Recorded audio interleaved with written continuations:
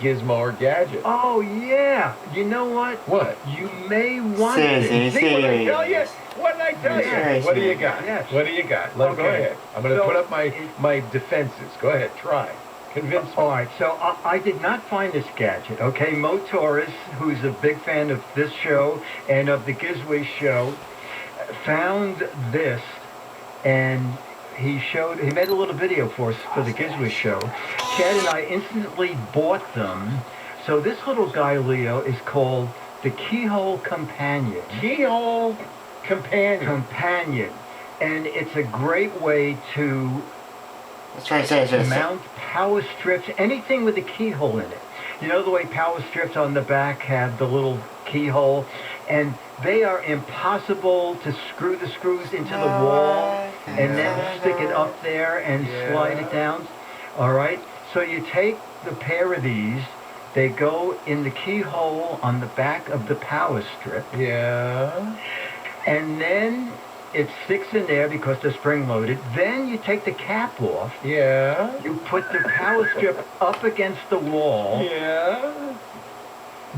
It comes with a little level. Do I have to pay for hot spotting? No, okay. Okay. It comes with a little level. You make sure it's straight. Very important. You push against the wall. Yeah. And it makes a round circle with an X in the middle, and that is exactly where the screw goes. It punches a hole in your... Oh, and then you use your screwdriver, your drill, to actually put the thing in. Yes. Exactly. It marks the wall exactly where you should be drilling the hole. This is true because you can't use a carpenter's pencil with the power strip because the keyhole's in the back. You can't do it unless it has the ears with the keyhole on it. But yeah,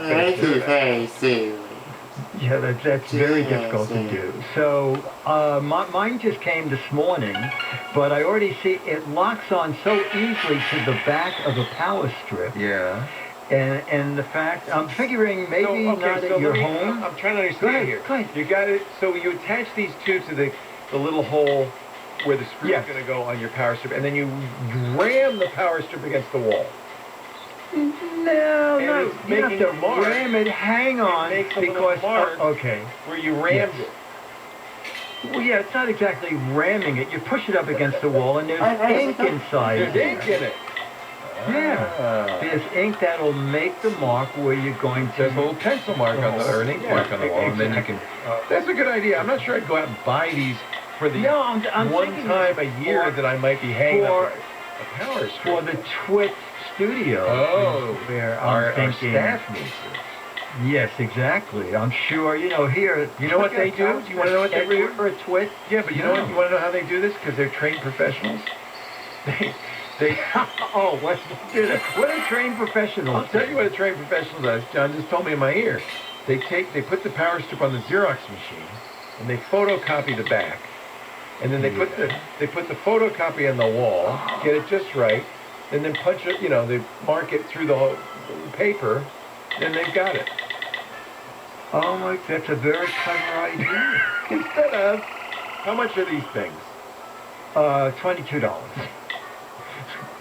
Okay, I'm just saying, there's other ways to accomplish it. Okay. All right. No, I like it. You actually bought them. You bought one. Yeah, because I think it's a good idea. Yeah. But I didn't think, now you think Jim would have told me ahead of time. Of course, I should point out, a Xerox machine costs thousands of dollars. Yes, so exactly. You save some money. Exactly. You probably don't have a Xerox machine at home. No, but a photocopier. I mean, my scanner can do it. I can do my some scanner can do it. Yeah. Anyway, well, you're not as excited as I thought you were. But I thought this is actually really clever. You know how this happens? Some guy has been doing this. He goes, "There gotta be a better way." He invents this thing. He probably long sleepless nights, many prototypes, and so forth and so on. And then he says, "I gotta sell this. This is brilliant." And then he goes and he I don't know, what does he do next? He used to be good at Quirky.com, right? And and they'd help you make it. Yes. Now I guess actually you're right. I don't know what you go to Chinatown and because no, I'm not. You think I'm joking? All the big Foxconn, everybody, all the big Chinese industrial manufacturers have offices in the cities, And you go and you say, I got a gosh. thing I want to make. Can you make this? They say, well, yeah, let me look at it. Yeah, we can make that. How much? $20. Okay. And then you go to make a prototype. They send it back to you. You go look at it. You go, that's good. Make those. Make 1,000 of them. So you don't physically have to go overseas. You don't have to go overseas to do it. They have little That's a great idea. Yeah. So we do something like that. He was all excited. Where is he going to sell these? Ace Hardware? Well, he's selling on Amazon. Well, he sold 3. Chad bought 1, Mo bought 1, and I bought 1. and Xerox sold the machine. Good.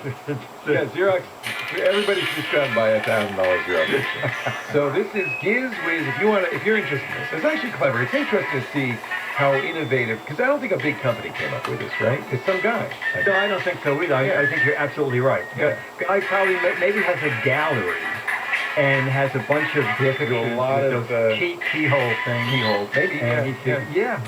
GizWiz.biz. That's the website. GIZWIZ.biz. If this sounds good to you. But it's not just this. There's lots of gadgets there. There's lots of stuff. There's the What the Heck Is It contest, a chance to win. I got mine. Brand new autographed copy. Mad Magazine. We're playing for, that's the Exorcist edition of Mad Magazine. Yeah. You'll get an autograph by Mr. D himself for correctly identifying a close-up of a gizmo or a gadget. There's lots of other great stuff there, plus the GizWiz podcast, which is GizWiz.tv as well. Dickie D, all right, I'm going to call this one a draw. Okay, because I got a Xerox machine. You don't. This is a draw. But good gadget. GizWiz.biz. Thank you, Dickie D. Okay, buddy. See you next week. Our show today brought to you by iDrive. He's always trying to get me to buy this stuff. I don't think today I will. I think no. iDrive, can I get you to buy iDrive? If you've got a hard drive, if you've got data you don't want to lose, consumer or business, you need iDrive. iDrive is the best backup solution anywhere. Don't just take my word for it. PC Magazine has given it their Editor's Choice Award 7 years in a row now as the best backup solution. They just got it again for 2021. $7 a month gives you a huge amount of storage, enough for your whole business or house. And that's one nice thing. One account backs up everything you've got. PCs, Macs, Android, iOS, even servers. Have I sold you yet? How about if I told you it's 90% off for your first year right now if you go to iDrive.com and use my name, Leo. Pennies a month for the best backup solution out there. iDrive.com. Use my name, Leo. Professor Laura, thank you for being here. Kim Schaffer, thank you. Micah Sargent for joining me. Thanks to all of you for listening in. Leo Laporte, the Tech Guy. Have a great geek week.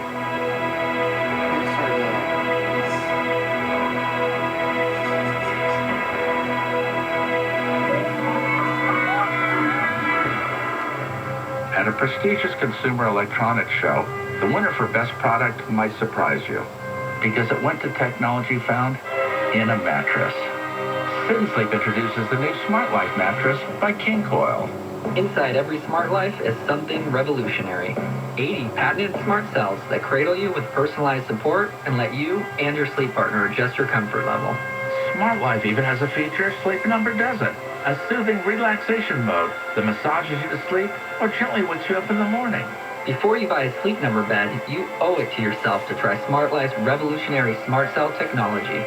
Stop by any Sit and Sleep or make an appointment today, where you can shop safely with your own personal protector to lay on. And Sit and Sleep will deliver, set up, and remove your old mattress for free. So for the latest innovations in sleep, make the smart move. Try the new Smart Life mattress from King Coil at Sit and Sleep today. Most Californians live within 30 miles from an active fault, and earthquakes can happen anywhere and anytime in the Golden State. So, do you know how to protect yourself when an earthquake strikes? Make sure your home, workplace, school, and community are planning to practice how to drop, cover, and hold on during the Great Shakeout. Get prepared and worry less. Join us for the Great Shakeout. This message is brought to you by StrengthenMyHouse.com. Shakeout Day is October 21st.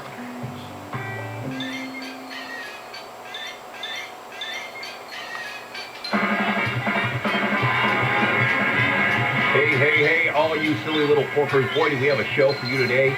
Technique of the week, we're going to get into salt and pepper and seasoning. How about that, huh? Also, we're going to have Executive Chef Raphael Francois, Julian Cox, of course, an incredibly well-known mixologist. Floyd, it's going to be a great show. What I'm saying is go nowhere. It is the Pork Report up next. I'm Neil Saavedra. This is KFI and KOSTHD2 Los Angeles. If there's news, if things shift, if they stay the same, if things change for better or worse, regardless of what's happening, you're going to hear it here. It's what we do. KFI. And KOST HD2. Los Angeles, Orange County. Live everywhere on the iHeartRadio app.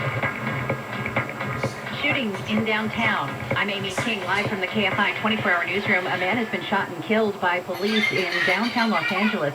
LAPD detective Megan Aguilar says a woman was rescued last night after she was taken hostage by the guy at a high-rise apartment building. The suspect walked up to a victim who was on the sidewalk.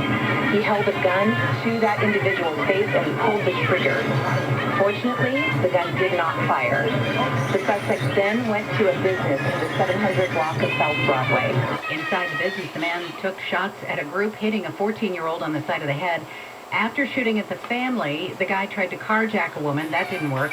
Video shows the guy took the hostage in the apartment complex and held a gun to her head. That's when LAPD's SWAT team broke through the apartment door and shot him. News brought to you by Rooter Hero. Police have rescued 3 hostages, including a young girl from a liquor store in South LA. LA County Sheriff's deputies told ABC7 that at around 4 p.m. they had reports of an assault with a deadly weapon. When they arrived, police found a man sitting in his vehicle near the liquor store.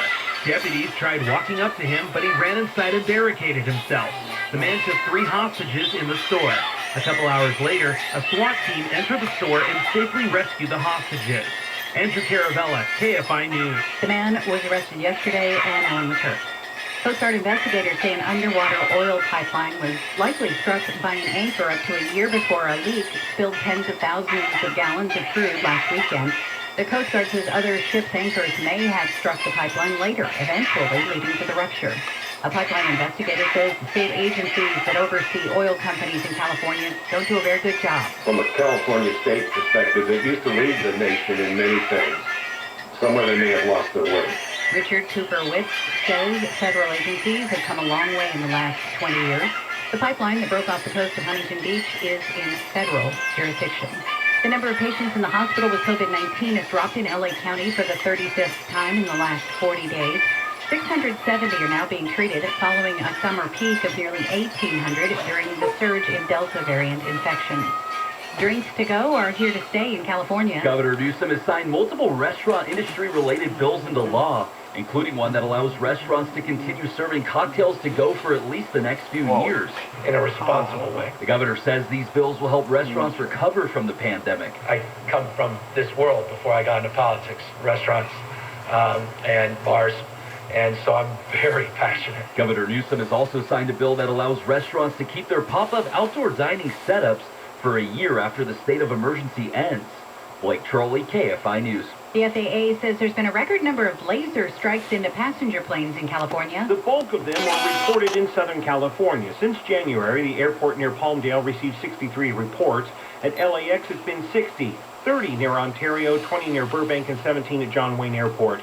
Pointing a laser at an aircraft is a federal crime, and the FAA issues fines up to $11,000 per incident. It even fined a person once more than $30,000. The airport with the most reports so far, San Diego, with 362. Steve Gregory, KFI News. Crash in Santa Clarita on the 14.